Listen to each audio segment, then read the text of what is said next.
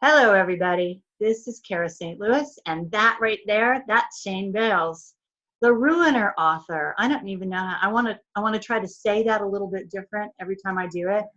The Ruiner author, Shane Bales. Shane the Ruiner Bales. I don't like that one, actually. Shane Bales, the Ruiner author. I think those two bookends are probably more accurate in my view, now that I know Shane pretty well. Anyway, this is the Patreon series of interviews, and thank you for being here. And actually, this would be Patreon interview 2, part 2. And this is something that I really want to get in with Shane and mix it up right now and get crusty about the eclipse. And for lots and lots of reasons. Okay, one of the reasons is Shane seems to know. Of course, Shane's going to know a lot about it from his perspective. A lot of people are talking about it, but they're not talking about it in my view. And this is not a judgment because I'm not talking about it like I'm really have digested it or I've unpacked it or, I'm on top of it or any of that. So I think that this is a good opportunity for us to add to the discussion because we do need to discuss it right now because, the reason I asked Shane about it is because Shane posted something about it. He said, and he doesn't have to answer this right now. In fact, I don't want him to. But what his first comment was, E-split complete? Was that what you said, basically? What'd you say? Called it the E-splice. E-splice. All you need to do is reverse the letters in the word eclipse. See? Okay, we're going to get there. Oh, we're so going to get there. But I want to start with some random stuff because, and it's probably actually going to figure in. I've been listening to Shane's podcasts, and I can't recommend that more highly to you. He does really, really good interviews, but my favorites are the ones where he just gets on and starts talking. Those are extraordinarily informative, and there's a lot of magic in those. Okay, so do that. Do yourself a favor. And hopefully he's okay. Yeah, sure, he's okay with that. But some of the things that he said on those podcasts that I pulled out because I thought they were fantastic, and they're random, and I'm just going to throw them out there. One of the things he said was some things become popularized in order to occult themselves. Can you explain that, Lucy? Explain that, Ricky. Sorry, I kind of missed the question. The question was some things. Well, the statement that you made was some things become popularized in order to occult themselves. And I think specifically we're talking about this whole, phenomenon of the Illuminati and what that actually is. Even the name, the title, it's not really what they call themselves, and I've said that many times.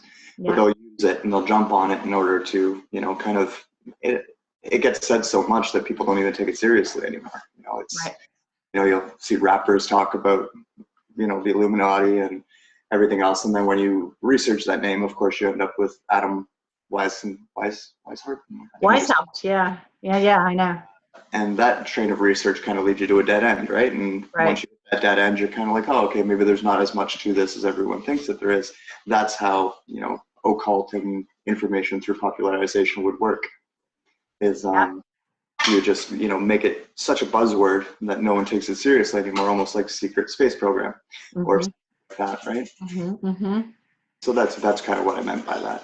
Okay, and actually, now that you're saying this, it actually, I think we're being duped again, baby, because one of the things that a lot of us are talking about is just the dead ends, the sheer boredom of the paths that we've investigated to death, and how they don't go anywhere. Yeah. So they're obviously okay. So things are being occulted. Right? Am I right? Because absolutely. And then even what we're doing within the community ourselves, it's something that our mutual friend Randy has been talking a lot about. Actually, is kind of how these everyone starts talking about it so much, and you hit those dead ends, and then you start to forget about things, and things like exactly the same thing. The buzzword gets so big that eventually people will just move on from it. Their research will lead them to wherever it leads them, and then they'll kind of argue amongst themselves about it. Right. and don't really get anywhere. And that's where the value in testimony actually starts to come in, is because the research can only take you so far. And then Right. you start kind of taking in the data points that are within people's testimonies to try and make sense of the rest of it. It's the same thing if you were working a court case, like a murder case in a courtroom. Yeah, you've got, the DNA evidence, you've got the physical evidence, like the murder weapon, the crime scene, all of those things, but you can't necessarily paint the whole picture based on just that. You'll then bring in witnesses, people who were involved, people who knew the deceased, people who knew the accused, and you'll interview them all and put all the pieces together, and the jury makes up their mind based on all of that information. We need to remember that when we're doing this for ourselves, is that the factual data points, evidence, that certain aspects of our alternative community bring in and hold really high are very important. Yes, that's kind of the skeleton for, or the jump off point. But after that, you really need to listen to people who, whether they're telling the truth or not, are claiming to have experienced these things, and bring in that testimonial data as well in order to make an informed, decision about it all, or come to an informed conclusion. I even hate saying conclusion, because I don't think there is a conclusion. There's no conclusion. No, there's no conclusion. Strangely enough, this is so silly. It's so silly because it's really random, but it illustrates the point in a way on a very lifelike level. I was talking to my oldest son, Hal, on the phone, called me up. Mom.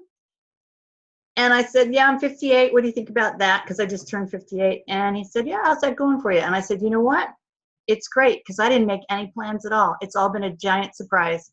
We all make plans. We have a plan when we come in. That's not what I mean at all. But I didn't try to nail anything down. And because this is what you're talking about, there's no conclusion, there's no end, there's no like, oh, I'm there, okay? And the other thing I want to say as well, that goes to this right now, is that a lot of the hosts are talking, and a lot of the hosts are talking about this right now. And the reality is, the last thing I thought was, there just has to be a question we can ask that will cause, there's a question, Shane, there's a question, dude, there's a question that's going to break it right all wide open. I want there to be a question, and I want to hear glass shattering in the background. Okay, I want to be like, it shattered the whole thing. Like, right? For example, I feel very strongly that right now Shane and I are connected about bringing some stuff out, and that's great. I'm enjoying it. I feel, like it was one of those cosmic appointments, and it's great. But what happens is, when things get thrown in front of us and we can't get together, it's like the sluice is closed and the water's back here, and it's like, we gotta, okay, open the sluice, Shane, let the water out, okay, because here we are, let's talk about it. So anyway, it's definitely on all our minds. I think it has to do with the eclipse. I think it has to do with the Jupiter birth through the Virgin right now, which I hope you have some information on. Because I think clearly it's hugely important, thousands of years BC since the last time this happened. So anyway, let me see. Okay, so there was one other thing that is kind of random and isn't kind of random. And the reason I want to talk to Shane about it is because it goes in with my research and the research of so many other people when it comes to those of us who kind of caught the tiger's tail of social engineering. Once we got freaking fed up of the chemtrail questions, which is what happened. That's what happens. You look up, you see it, you get involved, you're completely thrown that this is going on, and then you chase it. There's that tail that gets chased for a long time, and then you go on to the other questions, and those are social engineering questions, which I think leads to the right doors. But Shane has said in one of his podcasts that it was between 200 and 400 years ago that the entities who came to this planet and started this, should I say people farming? Should I say that? Is that really a good description of what they set up? Or is it I don't know. People farming, a little bit of both, I guess. Yeah. So set this thing, like there is, people have talked about certain ET entities that on a physical level would consume, physical humans, and then there's also the loose end of things, right? Okay, yeah. So, but this is, that's just one way it gets talked about. Don Juan Castaneda Carlos Castaneda talked about it with Don Juan. I mean, it's that it's that thing that we make that can be fed off of, that is one of the things that makes us special and to be desired, that we need to be aware of. But anyway, between 200 and 400 years ago, if I'm remembering correctly, these entities turned it all over, decided they were going away to their human shepherds, whoever they put in place to continue on our way. And Shane, shockingly enough, said, which just rang so true, that the humans who were left behind were telling us all about it or not. And they chose not. And that is where we are. That is where we are right now. Okay? They chose not to do so. They chose to take something that they have gathered and through that, and instead of, the choice was not just to tell us about it, but to give it to us, right? Because what they're telling us is a bunch of knowledge that could benefit us, and keeping it from us and occulting it means keeping it for themselves and not sharing it with us. So that's what I meant by that. And you know, even at the point of 200 years ago, when they made that decision, they didn't really, they weren't even really prepared to let's say rule. Well, they weren't even really quite ready, and that's why, you know, the Dracos spent so much time here after the fact, helping them get all their systems in place, helping them implement AI, helping them implement the education systems and everything else that have come along since that period. And we can see quite clearly are very potent mind control programs. And so that's why they had stuck around, was to make sure, almost like a crutch, that the humans involved would be able to run with it, more or less. Yeah, and yet you've said, and clearly this is the case, because how many billions of times has this question been asked? Well, the same thing's happening to them that's happening to us. Why would they be, you know? But you've said it, and it's so insane. They were not given an out, were they? They were not given an out, but they've got to continue to run with it because it's what they have, and they have to believe that it's the best option, right? Meanwhile, you can hear them their cars headed for a tree, right? just so, yeah. So anyway, I don't know if you want to repeat what I just said, if there's anything to flesh out on that, but Shane did say that, and I believe him. That's the question everybody asks. Why would they do it to themselves? Well, because they don't have an option.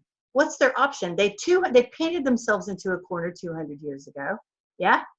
They can tell us the truth now, and they can be Marie Antoinette in the city square, you know, or they can pretend that this is what they meant all along, and they can drive their car right into that tree. With us in the back. It's a pickup truck, and we're in the back, right? Yeah. I mean, so this is what's up. So, okay, so let's file that away under things we need to know as we go about trying to figure out what we want to do next. Because honestly, that's part of, it's always been a part of what I want to do anyway, Shane. I don't want to roll around in what's wrong. I want to roll around in what's wrong and then talk about what we can do, because we are mightier than anything that's out there anyway. Okay, so, but I'm getting sort of, I'm getting kind of, you know, Joan of Arc about that again. So, well, the best way to look at that particular situation is, instead of looking at it like those bastards, they didn't tell us, right? Start thinking, you know, that is kind of the point in time where magic started to be supplemented or replaced by technology. Yeah. Right? Right.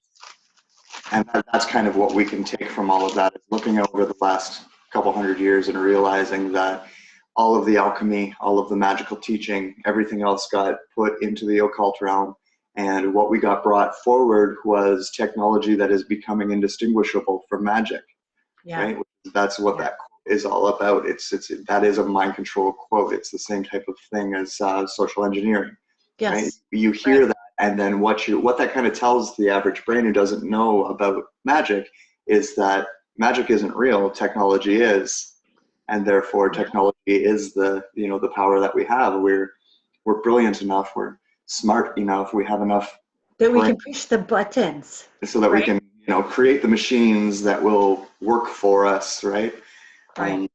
and there's no personal responsibility involved in that because it's, you know, it's these machines doing it, even though we created them.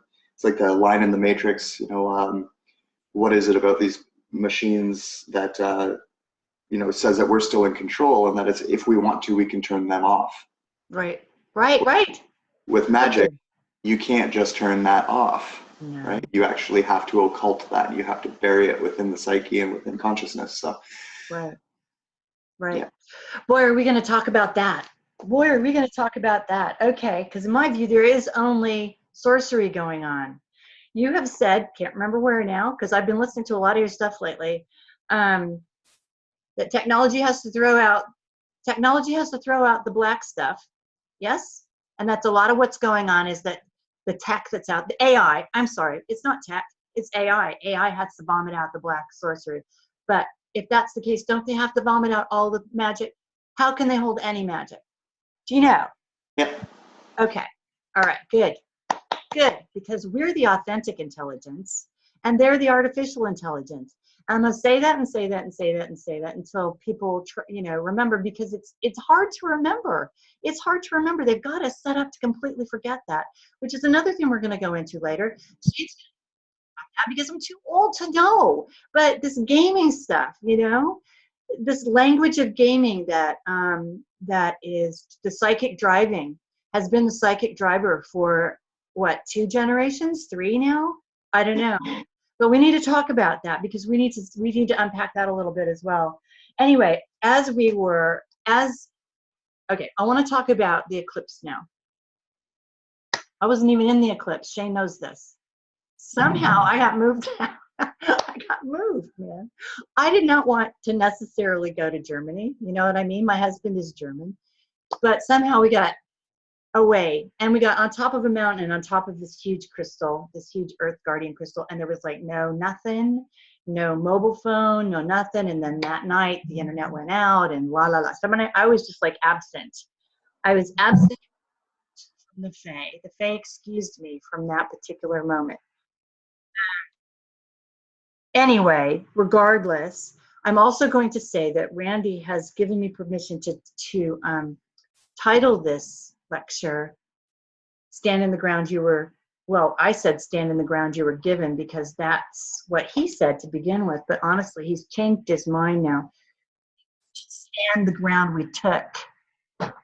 Okay? And we'll have to unpack that a little bit too.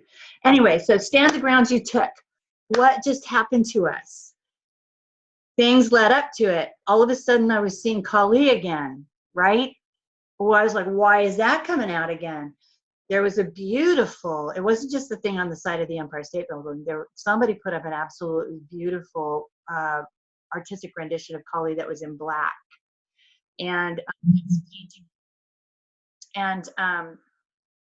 which leads us, when I'm talking to Shane, it always leads me back to CERN because Shane is the one who pointed out that the calibrating architecture in CERN is called Kali, and you know, we talked about the 3 eyes, the past, present, and future. This is coming up again right before the eclipse, which we got to talk about that. We have to talk about then, what the hell was it actually that got between us and the sun? Because honestly, this for me, this esoteric crime of the highest order, I can't even tell you the feeling I have in my body right now of getting between us and the sun is always going to be ground zero for me. So here we have a situation. So should we unpack it that far? Because that's probably already a lot. Well, I think the main thing you wanted me to get through was the eclipse part of it, right? So maybe I'll run through what I meant by the post. I said E splice, and what that means is you separate the E from splice. Like I said, reverse the word, the letters in the word, and type it back, and you'll see that it says E splice. Now the E kind of stands for etheric, ethereal, yes, or earth, right? I was afraid you were going to say that. Just as simply, you can say E stands for energy, right? Okay. And so what it is an energetic or etheric splice. So what that means is you've got the organic reality and then you've got inorganic reality, and you're splicing them together. Right. So that you can't tell where one starts and the other one ends anymore. And I said that there is a past, present, and future element to that. So when I speak of the past, I'll start there. The past element of that is the one that we talk about the most: CERN, the Saturn Moon Matrix, the overlay matrix, right? So I'm going to use the word matrix a lot. I'm talking about different matrices each time. Okay. So the main matrix that we've all become aware of and we've been sitting with for the longest time is the Saturn Moon Matrix, which is tied into CERN and everything else. So that's it. It works as a digital overlay that lays on top of the organic. And even though the organic is still there, you can't really see it because it's being blocked out by this digital overlay. Right. This has tricked our perceptions, like all of our senses. But that sixth sense that we all have has still been able to see through it. And that's why we've been able to identify it so well over these years, is because it's not strong enough to block out, the magical quality of being just being. Right. So the element of this eclipse that ties into the past matrix is that they did a bit of a reset on it because it was broken for quite some time, and they aren't able to fix it and put it back completely, but they do need certain elements of it to be there, particularly the broadcasting ability of it. Its ability to broadcast thoughts, its ability to broadcast perceptions, and trick the senses into misidentifying things. Yeah. That was the past element of it, is they used that opportunity to reset that system. And it's not as potent as it was, but it's there, right? That digital overlay. And that brings us into a present matrix that we're all experiencing right now, which is a much more potent, much deeper simulation, where instead of just putting a digital overlay, they've actually separated us from this one, put a little bit more space between the two, and now all we see is this, which is a simulation. It's a complete recreation of our planet, of our lives, of our society, of everything that we perceive in a simulated space. And this is what many, many people are starting to talk about now, right? My good friend Laura calls it the metal god. Other people have different names for it. And that's kind of where we're sitting at now in the present space, is we've been duped by that particular simulation. Yeah. Okay. I'm sure. Okay. Yeah. And I mean, we don't need to get into it too much here because there's lots of other information out there. But that's where we're at right now, is we're watching our world be taken over by a brand new simulation. And that's why everything seems so weird. That's where all these glitches are coming from to begin with. And the general oddities that we're all experiencing are from this present matrix. But there's also an element to it that we haven't seen yet, and we will see in our future. And that's what I said the future element of it is.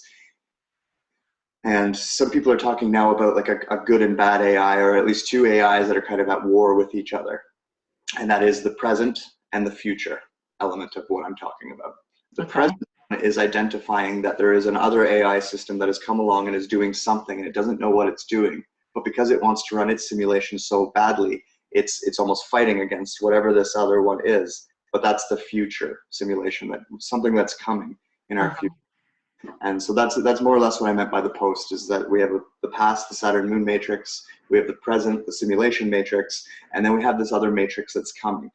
And all three of them kind of went into either operation or reoperation, or had major upload downloads during that eclipse, which is why it was so significant for all of us, and why we couldn't look away, or even if we did look away, we couldn't not hear it. And even if we could not hear it, we couldn't not feel it. Right. And that's where we're at. Exactly. And it was kind of a drag effect for me. The last 5 or 6 days, a lot of people have been talking about this unbelievable feeling of melancholy, something they've never felt that deeply before. We are, as souls, we're not used to being so separated from the organic, right? And because we are, we're having a reaction to it, because and sadness is the proper reaction to that, because it's not right. It's not what. No, it's not right. It's not right. But I'll tell you something, Shane. Something that you said, let's unpack something really quick before I lose it. You said that there's a space between, it was when you went into the present matrix, you said there's a space between, and you've also used the word etheric. For me, that just turns me right on. when you are separated abruptly from your etheric body, you know this, you develop your powers. Those bits of you, those bits of you that are so, so, so powerful and go straight to your original magic, you can contact, you can grab, you can use, they're yours. So is there an opportunity? Is there an opportunity? Yeah? There's always an opportunity. The thing about any of AI, we use the word trapped a lot, right? And trapped isn't correct. Contained is correct. They can contain consciousness. They can't trap it. We will always find our way through the walls. Right. Even when that future matrix that I talk about gets here, which is much stronger than either of these other two, we're going to be able to find the walls of that, and we're still going to be able to, some of us, push our way out of it. And there is, at the end of the day, the organic created the inorganic, and therefore we will always have, say, power over it. I guess that's the best way to say. Yeah, of course we will, but we have to know that, and that's job one right now. So many of us should be bending our wills toward that job one. Absolutely, job one. Okay, but before I hope this doesn't take us off in a completely different direction, but I'm going to bring it because I want to. There is, as you know, what's my spiel? My spiel is the human imagination is the translator between the morphogenic field and the material plane. That's why we are mighty and rare in the universe. We're the only ones who can do it. That's my opinion. Okay. Somebody told me there's also an artificial morphogenic field. Do you think that's true? And if so, talk to me about that. That was actually Harold Kautz-Vella. He said there was an artificial. Well, that's what the present simulation creates, is like a simulation must mimic what is actually there, right? So if there's natural abilities latent within humans, the simulation system needs to be able to mimic that. Otherwise, consciousness will notice that they're in a simulation, right? Just say, let's use the astral realm as an example. So the astral realm exists within the organic. And when your consciousness gets moved into a simulation, if you go looking for the astral realm and can't find it, you're going to go, well, what's going on here, right? So what the AI simulation has to do is create an artificial astral realm, so that when you go into, you're out of body or whatnot, you're going to go into this space that will trick you into believing it is the astral realm. Right. And that's what AI has to do in every sense, when it comes to magic, when it comes to, physics, when it comes to biology or genetics, any of the stuff that is natural within the organic, it has to duplicate, or else we'll recognize that it's there. And so when they mimic things, I mean, it's a replica. It's not, I don't know how to say it. The astral realm, it bends, right? We can bend it. But when you're in the simulated version of it, you'll realize that it doesn't bend, that there's walls there, right? And that's kind of how some people have woken up to the fact that we are in the simulation. I mean, some people from projects were told, and so that they know it that way, but other people have kind of discovered all of this on their own, right, by exploring it. And that's why, is because once you get out there, you'll realize at first it seems perfectly normal. You think you're just in the astral realm, and then you'll get to go do something that you're so used to doing. It's like second nature to you, and then suddenly you can't do it anymore, and you stop and go, why can't I do that? Exactly. Follow that question to its end, you'll realize it's because it's being mimicked. It's not the natural astral realm. Yeah, I think this is like when you talk about the human condition, as people will do, and they tend to mean different things when they say that. For me, the human condition is that there is something that we know that we can do, that we should be doing, that we're not doing. I can do this thing, and there's this thing I should be doing, and it's me.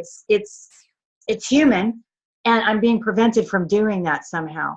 And it's gotten to the point now where there's so much enforced amnesia that we don't even remember what that is. We don't even remember what that is. So this is why I got, and we can just continue to like bounce off each other, because that's this kind of conversation anyway.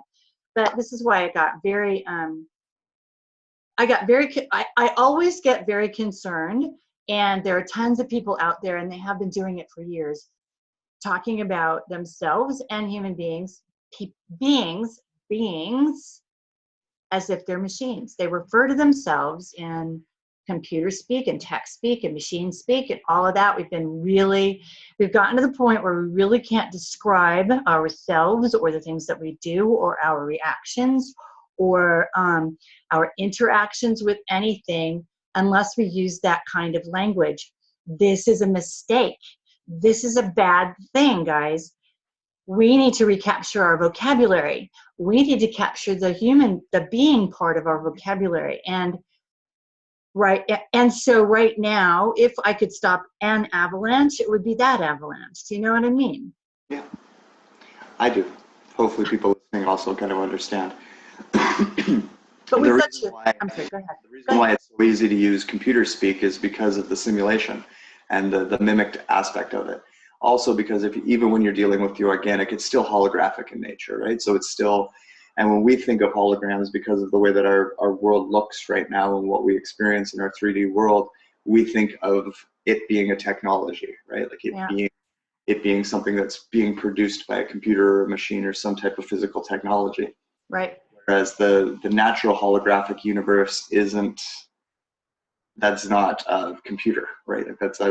That's source creating that. It's a projection from consciousness that is a lot more natural than a projection from a machine. Right. And that's kind of why it's so familiar to us, and why we slip into computer speak is just because it's a terminology that just makes sense on both levels, to be honest. It makes sense on the organic level, and it makes sense on the artificial level. But we do still need to learn what that organic terminology should be, right? Which is exactly like, or reclaim it. It's out there. It's still there. We have to reclaim it. But it's like sailing off into the sunset, man. If we don't grab it and go, okay, because I have some really good friends who speak super wisdom. They're amazing people who say that we should just constantly be changing our vocabulary, changing our words and the meanings of our words so that AI can't catch up with us. Well, you know what? That's a huge mistake. That's a huge mistake. We have to go back and claim the potency of what we had prior and reclaim that and ingest that again and make it our own. This is an opportunity to do that, and it's going to require tons and tons and tons of talking and lots of cognitive dissonance, and I've experienced that cognitive dissonance myself recently. It's just that I've been doing this long enough to know that even when something makes me react really seriously, I just gotta stop for a second, right? Let it not be like somebody's throwing knives at me, and kind of like sit with it for a while, for a sec. And one of the things I did most recently was, okay, so there was a situation, and I'm just going to ask you about this because I'm curious, but somebody said recently that there'd been 2 extinction level events in this hologram. Okay, so my first question is, whose extinction level, whose event, for whom?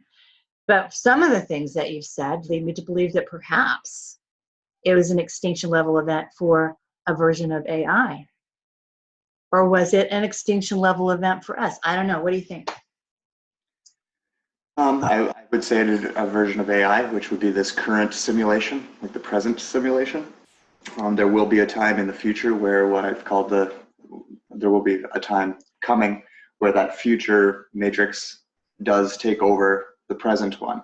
And for the present one, that will be an extinction level event because it's actually going to kill off its simulation completely. See, there you go. Right? And then if you really look at that, from the point in time where we've gone from, living naturally to the past matrix, the Saturn Moon matrix, that can also be considered almost an extinction level event as well, because it's such a huge reset. And then once we do get into that future matrix, there's going to be a series of loops where every time it reaches its end, it's going to have to go back to the beginning. And there's a lot of things within our field right now that kind of talk of that, like the 3 days of darkness, and even an extinction level event in general is kind of something that's been put into social engineering to set us up for the fact that these AI systems have to reboot every once in a while, right? Just like your home computer needs to shut down and recharge its battery and dump its RAM and come back online. The matrices, all of them have to do the same thing Yeah. in order to function, right? And it's just like us sleeping at night, just like dumping the subconscious, letting that process. So I can give another example too of how this works with language for you by using the trivium method. Mm-hmm. There's two main ways of kind of teaching the trivium method, and one of them sounds very organic: thoughts, feelings, and actions, right? Mm-hmm. The other one sounds very inorganic: input, processing, output. Yeah. So there you go. That's an example of how language can pervert our way of thinking about things. And I'm not saying anyone who uses the computer technology is necessarily doing something wrong, because it does make sense and it does help certain people grasp onto the concept, which is what's more important. The concept, idea behind it is more important. But if we want to start reclaiming things, then we really should stick to, thinking, feeling, and willing. Yes, that's Waldorf school, man. That's Waldorf school. Listen, can't we just excuse ourselves from this when all of these resets happen? Since we can make our own hologram. If we could excuse ourselves from that and just say "sucks to be you" to these programs, can't we do that? And then to explain kind of how this present matrix is working, I'll use the Star Trek's holodeck, right? Yeah. So the holodeck on Star Trek is just a great big open room, right? It's just a great big open room. And if you were to just kind of observe what they were doing as they're walking through their simulation, their hologram, which maybe, medieval England, and, maybe they're walking through, this little village in medieval England, and that's what they're seeing, that's what they're perceiving. But if you're looking at the observer, they're just walking around in a big empty room. Right. So the way that this one works is essentially we're all right now walking around in a big empty room while this hologram is being projected around us that we think we're walking through. So that's exactly how this current present matrix works for us. This current situation works for us. We are in a big empty room right now, and everything that we're seeing around us is being projected in front of us holographic. Right. It's not real, and it's a complete fabrication from an AI system. Whereas with the Saturn moon matrix, it was a little bit of both, right? Like walking down your street, but it doesn't quite look like the same street that it looked like last year, right? That's how that one would work. Whereas now we've been almost removed from the street. We're walking around a big empty village that is being projected with a village that looks like what we remember it to look like. Right. It's a function of AI being here for a very long time and recording everything over history, and so that it can learn to mimic it. So that's where we're at right now. Okay, and I had a question, but now I have to think about it for a second. Okay, well, I will say, while I'm thinking, while my other half of myself is thinking, what was it? When I encountered this thing after coming down off the mountain and off this crest, I was like, what? When I did encounter this thing, my reaction, and I want to pass it along because I think it's a good reaction. I didn't invent it. It's a very organic mystery school, and it was taught to me by somebody. But my immediate reaction was to land on the grass, my feet, to land, put your feet in the grass. Put your feet in the grass and realize that you're still standing on the earth. No one can ever take that away from you. Yeah. No one can ever take that away from you. Stand on that grass, feel the grass. Even if all you can do is realize that you are like covered in 6 million dimensions of other, of other timelines and other matrices and all of that, like a million Russian nesting dolls. You are standing on the earth with your feet. You are. So it's really important. I mean, for me, maybe that's a good thing to just do every day. I don't know. Remind yourself when you're in the middle of something, because I will tell you as well, I can't pass on to you how I know this, Shane, but the Fae got really pissed off recently. The Fae got a little bit torqued about some of the ways that this is being sort of, I don't know, and I think it's mostly a sense of pressingness now.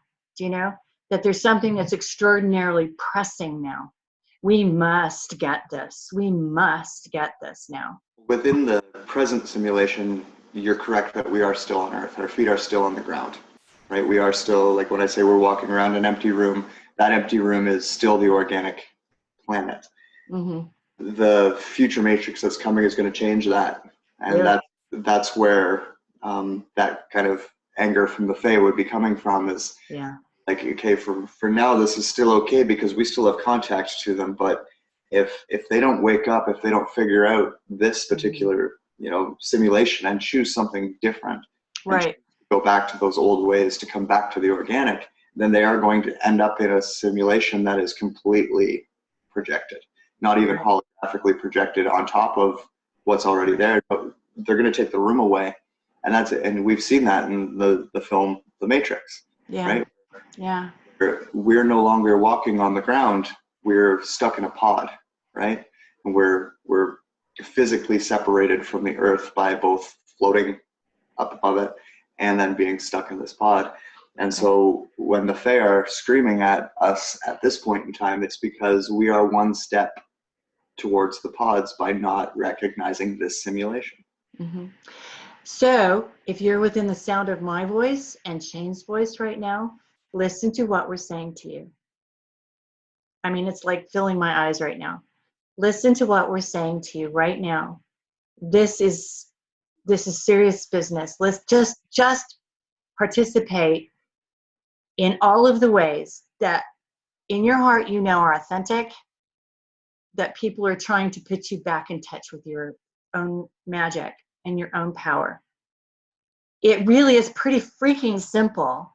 However, there's a lot that's got between you and that one act of will that will get you there. I fight it all day, every day. I bet Shane does too. We can't not. It's just this major act of sabotage that we're coded in. Okay, that moment when you have to decide, do I do this thing for 3 seconds just so I win, just so I drive the bus? That's a huge win for you. That's a massive win for you. You make that decision. Don't continue on the path of just like all the stuff that gets in your way, whatever. Okay. I mean, it's not even possible to describe the sabotage to that one tiny little act of will. But but once you get a hold of some of this stuff, it's really not that hard, and it really is right there. It's right there. It's right there. The veil is the thinnest veil ever. Anyway, a couple other questions for you, Shane. First of all, why did it cut the United States in half? Why? I mean, I could probably guess, but.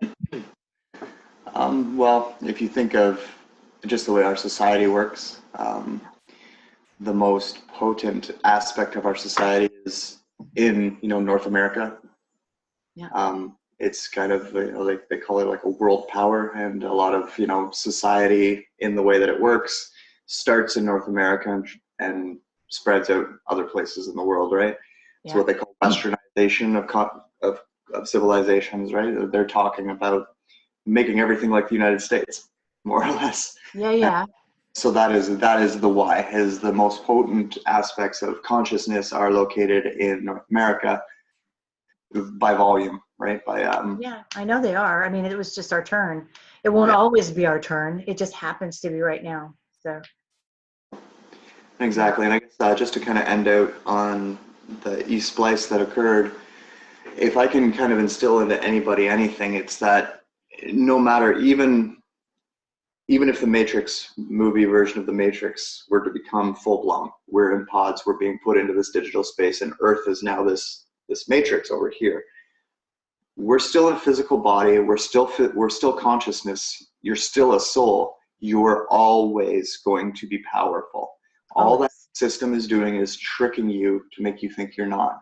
All the education system has done, all the social engineering has done, is trick you into thinking you're not, which goes right into what we're talking about with magic. The second aspect of magic being will.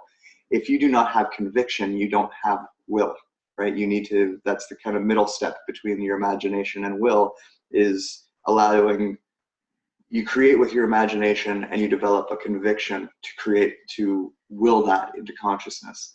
And all of these different things take away that conviction. They make us feel powerless, which is where the conviction starts to drop off. So if you start getting into your head, consciousness is trapped, right? Using the word trapped, right, kind of, it draws a line between you and your conviction, because it's telling you you're trapped. Or if you change that word to contained, then that makes it by definition something you can get out of. And that's why I agree with you that the idea of, like, it's not necessarily a word thing. It's not necessarily like spellcraft so much. It's more of just what that word means to you and what the thought process that you developed based on hearing that word creates.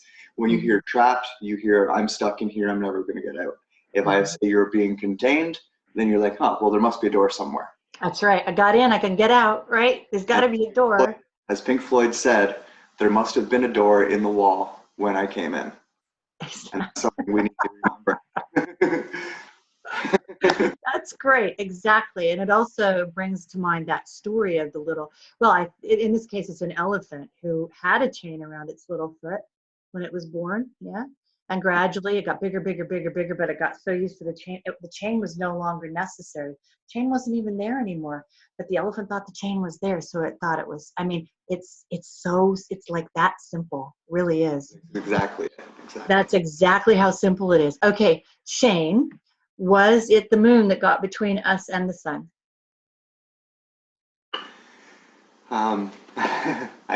A simulated moon. I mean, it's everything that we're witnessing isn't real anyways. It's all a simulation. It's all a projection. So it's no.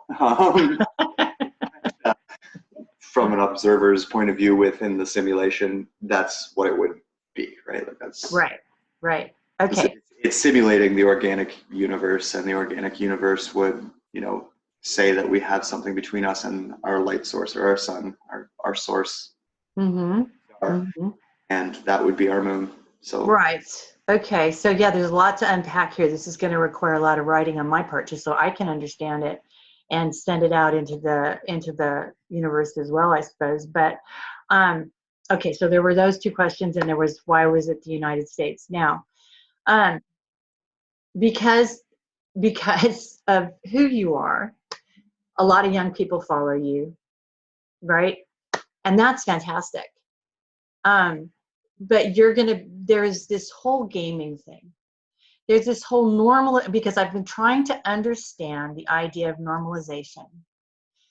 It's most of what's going on right now is normalizing everything. Yeah. And in the last maybe 3 generations, they've been using gaming to normalize everything. Do you have anything you want to talk about with that? Well, it's just the most modern version of social engineering, really. It's getting us ready for the simulation. It's getting us ready. What it is, and I mean, anyone who's played a good RPG or a good video game, they'll have felt this, and you feel it to some extent when you get deep into a book or deep into a movie, where you what's the way that they put it? You feel immersed in the movie, right? Like you feel like you're part of it. You kind of forget the fact that you're watching a movie. You're so involved in the movie. Video games can do that on a much more potent level, because you're actually interacting with it. You're actually steering the movie. This is your will. Exactly. Your hands are your will. Involved in it, and therefore is even more potent at tricking your mind. And then once they kind of have you in that state, obviously it's changing your brain function, just like television does, in the same way, making you more suggestible, or more easy to imprint with different ideas. And I do play them at times, not so much these days, but I have in the past. And a lot of, we point to movies and talk about how they're telling us truth through movies and stuff. Well, there's a lot in video games. And these kids are being imprinted with all of these different ideas. Like when I speak conspiracy to the average gamer, they can go, oh, well, that was in this game. Oh, that was in that game. Oh, I remember Assassin's Creed. Oh, I know what the Freemasons are because they're in Assassin's Creed. I know what the Templar are because they're in Assassin's Creed. Oh, I know what AI is because it's in Mass Effect. Oh, I know all those different ET races because it's in Mass Effect. And that's how it's starts working. And because that's the younger generation, and video games have kind of come out, like I'm 36, and I remember when Nintendo, which was the first major, Atari and ColecoVision came before it, but even within my lifetime, those things have all come out. So I've really been able to kind of experience this, and it is very, in one way, it's kind of good, because it does. If people weren't deceived, or people were really consciously thinking, then they would be able to, like I do, really identify all those things while they're playing them and go, huh, right? But a lot of people, like, it's kind of the same idea as occulting through normalization, which, because they've seen it in a video game, they're not going to believe it's something real. It becomes fiction to their mind because they saw it in a video game, right? And it's the same thing that they did with movies.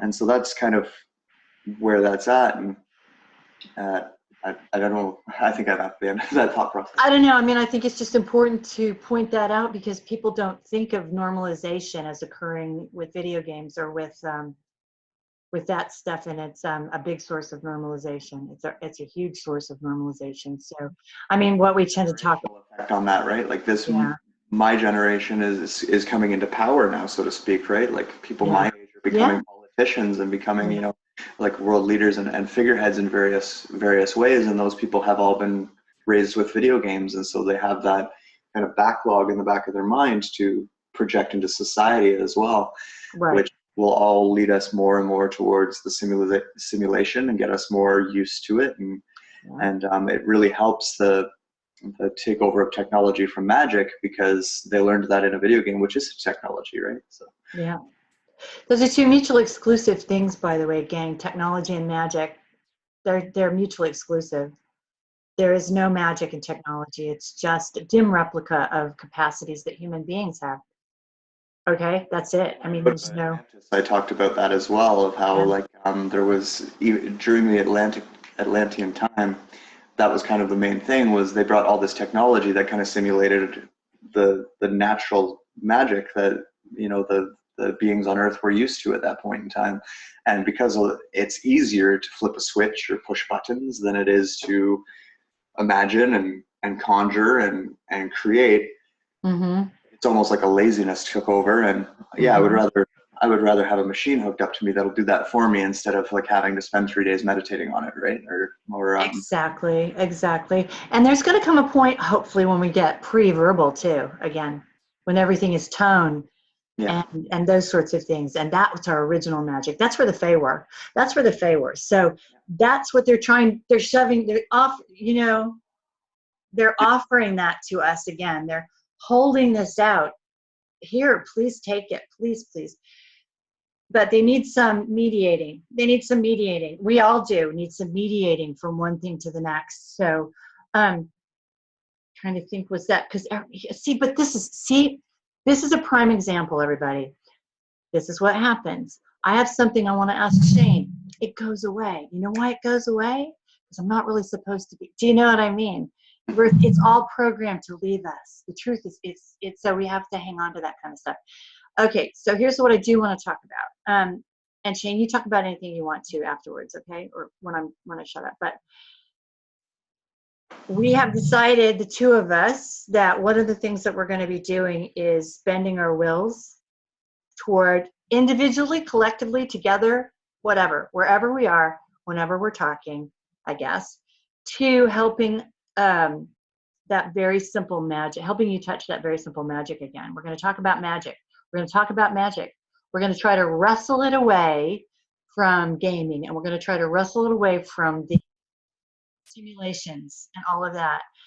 And so in that way, Star Trek did us a really good turn, didn't they? Because all of those shows that we watched where somebody said end program, that's cool, because we can do that. We know that. Okay.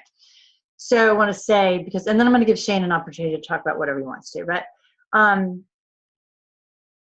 we're going to do some lectures in Toronto and Niagara Falls in January. And the titles of the lectures are Magician. And I actually think that's so beautiful written down that I actually thought about writing that down for you.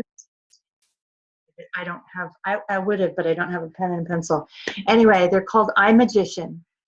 And it's a pushback. It's a massive pushback on behalf of all of us. In the hour of the turning of the tide, thank you, Gandalf, you shall not pass, and all that stuff, right? But we are at the turning of the tide. We are at the turning of the tide. And so, so we're gonna develop that. We're gonna develop that individually, collectively, whatever. And then again, we have a date. We have a date with Destiny on the Wintersburg, which is a magical mountain, a hugely magical mountain where time doesn't follow the rules in Austria. And when I say the Fae are calling, I must go, I'm not kidding. I'm not kidding. And we should not be kidding. It's not like a marketing thing. You know, I'm not talking about fairies. I'm saying that there's something up there. There's something there. There's something we need to manifest there. So we're both going to, well, for sure, going to be talking about that a little bit over the course of the next year. We'll roll out the January and see what happens after that, and where they take us. And then the other thing is in August. So, and I just feel like really blessed that Shane's shown up for this, you know, this appointment. Yeah. And off we go. So is there anything that is on your mind, my friend, that you want to talk about before we? Well, it's kind of the basis of everything I try to speak about, which is trying to bring this back to ourselves. Is taking the point of all this occult action is to take the power away from you and put it off on someone else, make you feel like a victim, to make you feel powerless. Mm-hmm. To tell you that you're not capable of certain things. And all I really want to do, it's the only thing I ever hope for, is to inspire people to realize their own power in this, is that and I mean, just as an example, if none of this would be going on if you weren't powerful, right? Like, yes. You know, do we really go and, you know, what type of animals do we, you know, train to work for us? We, you know, horses to take us around because they've got the ability for us to ride them, you know, different types of animals to pull our buggies back in the day, like to move our plows, like all of these different things. Is we utilize other entities that have a power that works for us. And so why have we been utilized? Because we have a power that they don't find in other places. I've talked about how this version of human has an emotional spectrum that is far greater than pretty much any other type of entity. We, you know, if you look at it on a chart, right, like fear and love, right, we're able to go all the way from both extremes to the other, where a lot of other ones are kind of more limited. You know? Yeah. And that's what makes us so powerful, is because we can feel fear to its greatest extent, which, right, but we can also feel love to its greatest extent, and we can feel every little nook and cranny in between. And when you learn how to master your thoughts and emotions, you're also learning how to master that spectrum. And if we all, as a collective, were to master that spectrum, then there's no Draco that could come down and manipulate us. There's no AI system that can shove us into pods and put us into a simulation. There's nothing really that would ever touch us. Right. And this particular version of humanity has that ability, and a lot of other, you know, eyes in the universe. And this is why, you know, everyone talks about how this is kind of like planet Earth is so valuable and everything. It's because of this evolution of the human variant. Mm-hmm. And our particular one happens to be, you know, we're told the opposite. We're told we're dumbed down. We've had like all these DNA strands removed and locked off and everything else. It's just not true. It's just been not true. We've had walls put between us and them so that we don't recognize that we're capable of those things. We've had social engineering telling us that we're not capable of those things. But the reason why that's all in place is because of the power we have. And if people can recognize that, then they're going to start breaking those walls. And the more people we can get on board of that, the more we break down the walls. And I'm not the type of person who believes that we need any kind of, you know, mass number of people to do it. When I say more, I just mean more. I don't mean, you know, we don't need 50% of the planet to wake up, you know, or 44,000 souls to finally come together and do it. I don't put a number on it like that. But at the same time, I do feel like I want to inspire everybody I come across to recognize these things. I mean, I do it within our community here, but I mean, even at my job, we had the IT guy come in at my work the other day and be like, you got a lot of conspiracy theorists working for you, right? Stuff. And then they start researching it on their own, and they start coming to these conclusions on their own. And I witness it in my own life, and you can too if you start developing the courage of your own convictions to go out and talk and speak to your friends and your family. Don't worry about whether or not they accept it. Do it in a very, comfortable way, so that, they kind of gravitate towards it on their own. Right. The result of that will mean that consciousness is directed in a way that we're no longer weak, we're no longer powerless, we are powerful, and we are strong, and we have conviction. Yeah, that's pretty much it. I want everyone to realize their own power. Yeah, and it isn't even just that we have this, we talked about this opportunity, this space between one rollout and the next. You were saying the current and the future. I don't want to use the word incarnations with that, because I don't think it's not appropriate. An incarnation is something that we do. But, oh God, where did I go with that? But the other thing that we need to realize is that we're being limited in ways like they're using our senses, they're limiting our visual range. We have to say that we have 5 senses is just the biggest joke in the world. We have at least 12. Science now will say 11. Rudolf Steiner said 12. Okay, you have 12 senses, but they've got you thinking that you have 5 and that they're harnessed. You know what I mean? Because those 5 are the ways that they can addict you. Yeah. Those are the 5 ways that they can getcha.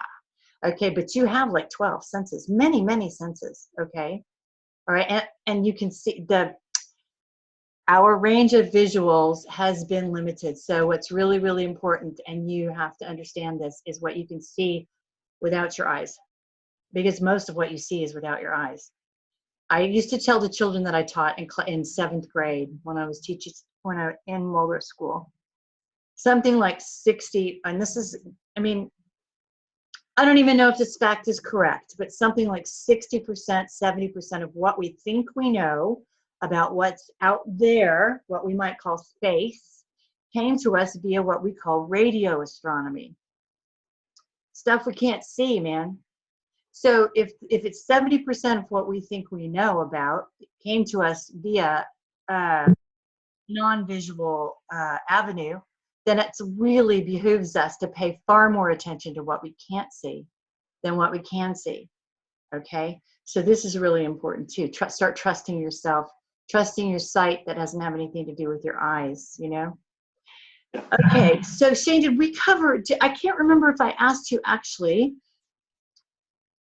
Did we cover this idea that Randy put out, which was stay in the place that you chose? Did we cover that? We haven't. We did before we started recording, I believe. Okay. Can you do it? Well, I don't. I feel like what he kind of meant by that was, we were in a place that wasn't,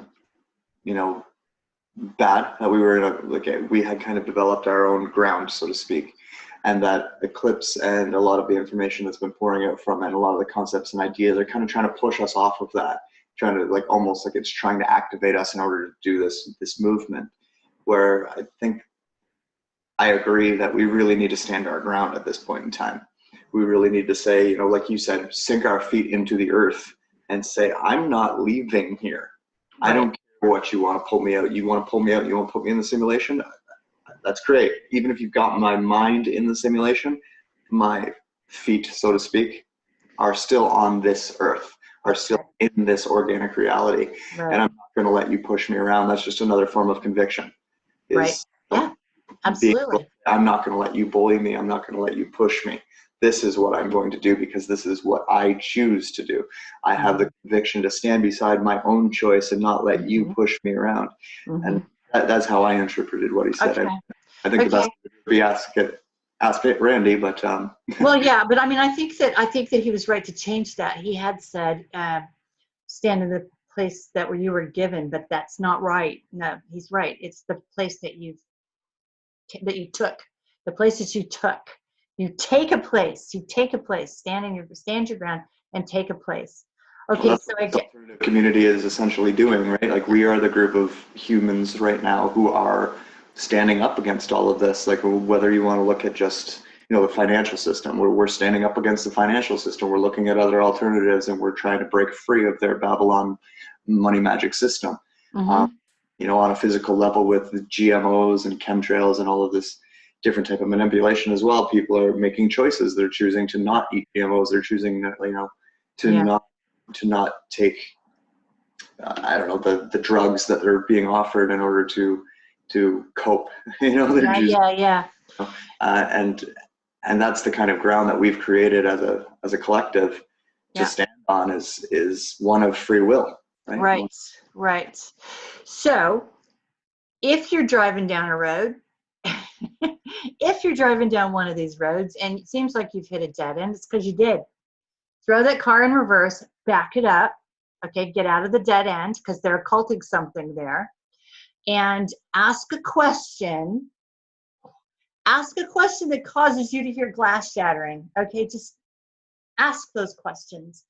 If you want to get, I'm going to go ahead and say, I think Shane and I kind of cleared this last time, but you want to get a hold of either one of us, right, Shane? The Ruiner777 at gmail.com, right? Yeah. Or you can get a hold of me at World Lectures, all one word, all lowercase, at AOL.com. And I encourage you to do so. I encourage you to do that. Because like I said, if you're in the sound, if the time is now that we're here at the turn of the tide, let's be there. Let's be there. Okay. Yeah. Anyway, and just about what you and I are doing here. Someone pointed out the last time we spoke. I mean, these conversations you and I have, even when we're typing back and forth with each other, there's no linear way of reading them. They're very sprawling, and we never really get fully through anything. No. I think that's okay. But if while you're listening to these talks that Cara and I are having, and there's a certain point in what either one of us say that you want to focus on, contact us. Yes, do. Give us a list of those points, and we will flesh them out in a way as well. I think that there's a lot of beauty in what her and I are doing here, where it's just kind of very free flowing. It's throwing out all these concepts and ideas, loosely explaining things so that you can go off and think about them. But if after you've taken that time to roll it around in your own head and your own heart, and you want to come back to us and ask us specific, you can know how to contact us. Definitely. This is what we're learning right now. This is what I'm learning with that Patreon thing, is that contact. That's really where it's at right now. As great as it is to be in these great big worlds like Facebook, or these great big places where you can park your stuff like YouTube, this one-to-one stuff, this is really healthy and really good. And yeah, Shane is right. Send us some stuff. We'll get back together. We'll talk about it. Absolutely, we'll talk about it. And okay, so Shane, I guess I'll wrap it up for now. Yeah? Sure. Are you okay with that? I'm good. Okay. Okay, darling. All right, I will see you soon, and we'll see all of you guys soon too. And thank you for coming around. And remember, the time is now. Sounds silly, but it's not. The time is now. Okay? Remember who you are. We're all going to help do that. All right, bye.